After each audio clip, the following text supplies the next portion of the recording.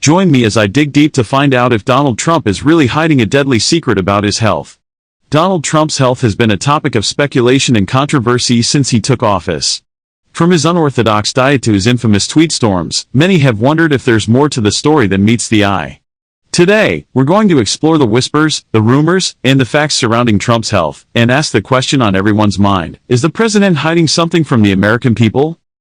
Donald Trump's health has been a subject of public fascination for years, with critics and supporters alike raising concerns about his well-being. We've seen him struggling to walk down ramps, grasping for air, and making bizarre claims about medical history. But what's really going on behind the scenes? The president's supporters point to his energetic rallies and grueling schedule as proof of his vitality, while detractors claim he's hiding something serious. There are valid reasons to be concerned about Trump's health, beyond just the usual whispers and speculation. In 2015, Trump's personal physician, Dr. Harold Bornstein, released a statement claiming that Trump would be the healthiest individual ever elected to the presidency. But when pressed for details, Bornstein admitted that he'd written the letter in just 5 minutes and that Trump had dictated the contents himself. Trump's medical history is also shrouded in mystery. In 2019, the president underwent a surprise visit to Walter Reed Medical Center, sparking rumors of a heart attack or even a cerebral vascular event. The White House eventually claimed it was just a routine exam, but the lack of transparency only fueled the speculation. Over the years, Trump has been open about his aversion to exercise and his love of fast food, which has raised concerns about his cardiovascular health. He's also been accused of having a hand in manipulating his own medical records, a claim that's been impossible to verify or debunk. Let's dive deeper into Trump's medical history and see if we can uncover any clues about what's really going on.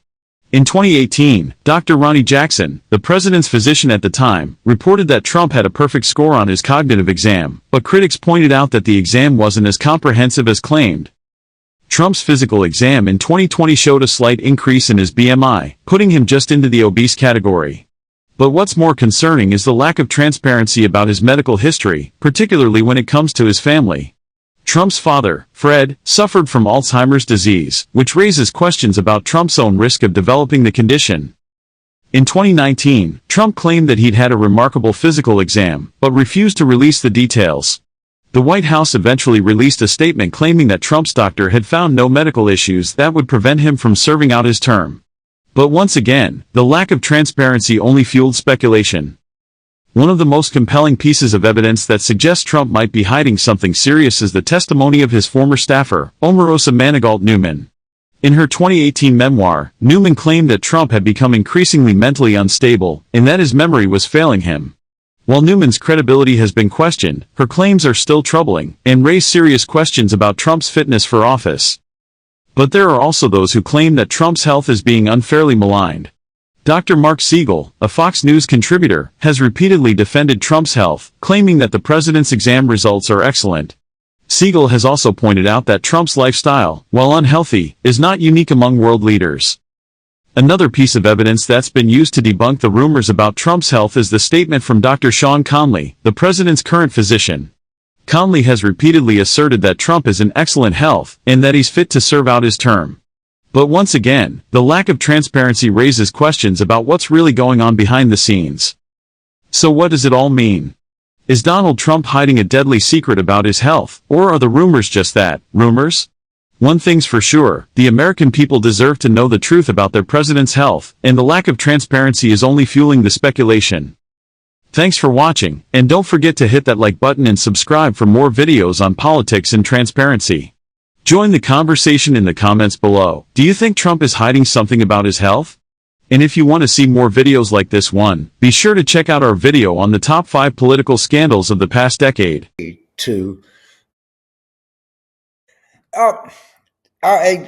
was going to comment on something else, but it's impossible for me to ignore the events in the Oval Office earlier today. It's stunning. I think anybody watches this saw it. And I'm torn for an explanation, but there's something clear. There's an expression here in South Louisiana. It's not totally true, but it's you mostly hear it from Black people. And they'll say, that boy ain't right.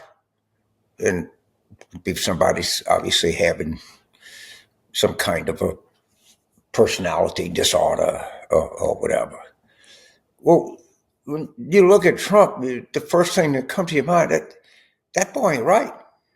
And we've seen so much, and we've gotten so hoo-ha, and all of the crazy things that he does, we've kind of become immune to him. Or, I mean, it's almost like a yawn. And this one just stuck out as something really, even by Trumpian standards, was hard to do something extraordinary.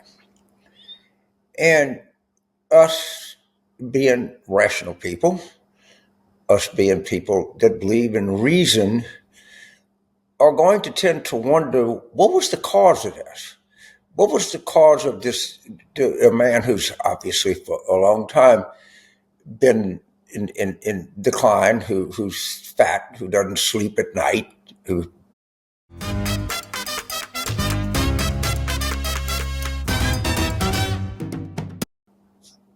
eats nothing but hamburgers and crap, who's almost 80 years old. There's a tendency to just ascribe it to the normal process of being overweight and having a bad diet and lack of sleep and accumulation of age. But I'm not sure that explains something as dramatic today. And I'm a guy, I like to ask questions. I like to speculate on things, but that's why we have this YouTube channel. That's why you viewers and listeners, that's why we get along as well as we do. And I want to see the possibility that maybe I had a point considerably earlier than this when I pointed out on this very channel where Trump had red splotches on his hand, which I was told by any number of medical professionals that when you see that condition, the first thing that you suspect is syphilis. We know from any number of videos that his wife doesn't want to get in the same zip code as him. If you had a spouse that had syphilis, I'm not saying he does. I mean, let me be clear. I'm just asking questions. But what you saw is madness. And I don't mean madness like I'm mad at you, you mad at me, you didn't say this. I'm talking about madness like King George III kind of madness. And it could be a combination of being a fat fucking slob, which of course he is.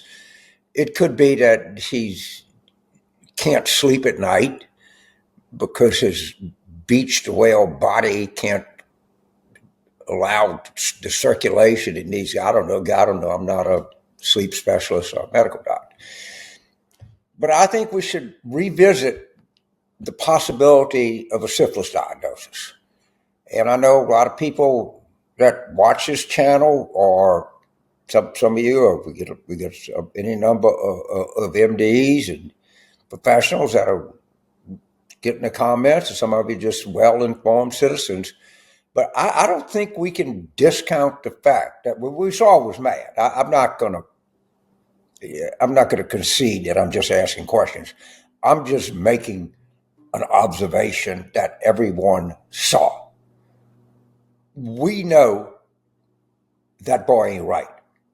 We know that. We saw it. And we know that even in the world of Trumpian standards, that the kind of oxymoron to say Trumpian standards, but we know this represents a significant deterioration.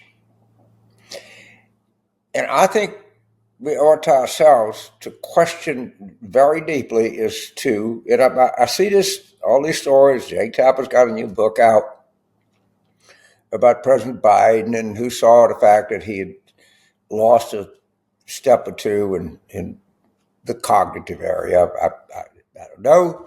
I mean, but that's the kind of question people start to ask.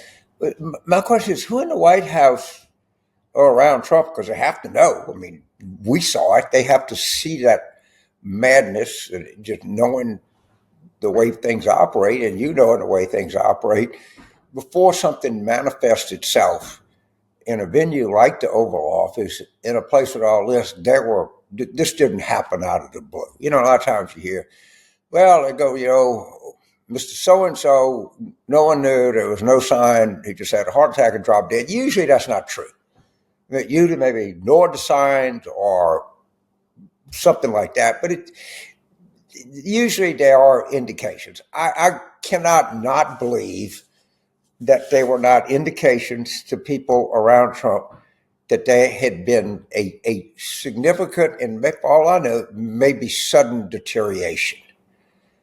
But as we go forward, we're going to keep exploring I don't want to call it a syphilis diagnosis, because I'm certainly not able, I'm not qualified or trained to diagnose anything, much less syphilis. But we got to do a little research here, and we got to see, does this fit an overall explanation? Would this, or the mental issues that come in, I don't know if it's tertiary or secondary syphilis. I'm really not schooled enough, or all I know it could be gonorrhea. But there's some possibility that we have watched the effects of the latent STD, I guess called sexually transmitted disease. But I'll be looking at your comments, and if you think I'm totally off base, you're not going to hurt my feelings, because I'm just doing this kind of without consultation, but I'm just asking questions. And, that's why we have our democracy, or at least until now, we have our First Amendment rights, because we're able to ask questions. And my question is this: could this dramatic event, this deterioration, this unlike any other event in history, could there be a scientific explanation for why it happened? I don't know, but I think it's a discussion that we need to open up and have. Thank you, and hopefully we can come back at some point with something a little more pleasant than, does the president have symptoms of advanced syphilis? I don't know, but I'm asking questions. Thank you. Join me as I dig deep into the world of syphilis and take on the challenge of uncovering the silent signs of this hidden killer in your bedroom. Syphilis, a disease that's often overlooked, yet it's silently killing thousands of people around the world each year.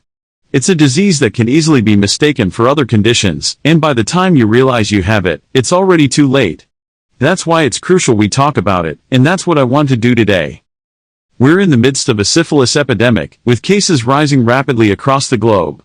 In the United States alone, syphilis rates have increased by over 70% in the past 5 years, with certain demographics such as gay and bisexual men, and racial and ethnic minorities being disproportionately affected.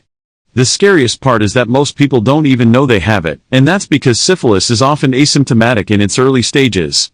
We're not talking about it, we're not testing for it, and we're not taking it seriously, and that's a recipe for disaster. Despite the alarming statistics, syphilis remains shrouded in mystery and misinformation. Many people think it's a disease of the past, something that only affected people in the 19th century. But the truth is, syphilis is just as prevalent today as it was back then. And because we're not talking about it, people are dying. They're dying from a disease that's easily treatable, easily preventable, and easily curable. But we're not taking action, and that's heartbreaking.